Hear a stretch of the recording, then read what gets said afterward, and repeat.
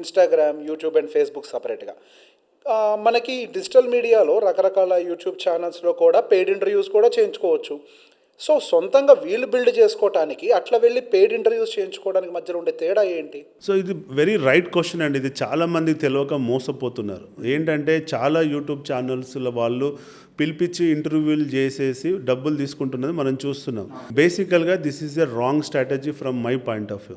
ఎందుకు అని అంటే మనం ఒక ఛానల్లోకి వెళ్ళి వీడియో ఇస్తే రైట్, మన వీడియో కనబడుతుంది, దాని పక్కనే మన కాంపిటీటర్ వీడియో కూడా కనబడుతుంది రైట్. ఇది చూసిన తర్వాత వాడు మన కాంపిటీటర్ని కూడా చూసే అవకాశం ఎవరు ఇస్తున్నాం? మనమే ఇస్తున్నాం. అటు కొంచెం ముందుకు పోతే ఎంటర్టైన్మెంట్ వీడియో కనబడుతుంది, అటు కొంచెం ముందుకు వెళ్తే పొలిటికల్ వీడియో కనబడుతుంది. అంటే మన బ్రాండ్ని తీసుకెళ్ళి ఏం చేస్తున్నాం? ఒక మురికి కంపలో వేసేస్తున్నాం, ఒక మురికి గుంటలో వేసేస్తున్నాం.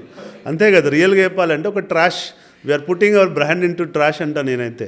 ఎందుకు అని అంటే ఒక మొత్తం ఓవరాల్ ఒక ఛానల్ లోపల మన వీడియో చూసినప్పుడు వాడు నెక్స్ట్ వీడియో కూడా మనదే కనపడాలి, తర్వాత వీడియో కూడా మనదే కనపడాలి. ఒక 5-6 వీడియోలు చూసిన తర్వాత నీ బ్రాండ్ నచ్చి వాడు మనకే ఫాలోవర్ కావాలి. ఇవాళ నీ వీడియో నచ్చేదనుకోండి, వేరే వాడు యూట్యూబ్ ఛానల్కి ఫాలో అవుతాడు. దానివల్ల నీ క్రెడిబిలిటీ ఏంటి?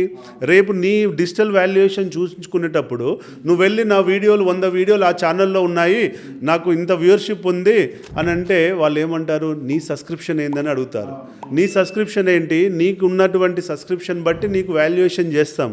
ఇలా ఒక యూట్యూబ్ ఉందనుకోండి, 1,00,000 సబ్స్క్రైబర్లు మీకు వస్తే మీ హాస్పిటల్కి, ఇలా దాని వాల్యుయేషన్ ఎంత తెలుసా? ₹1,00,00,000.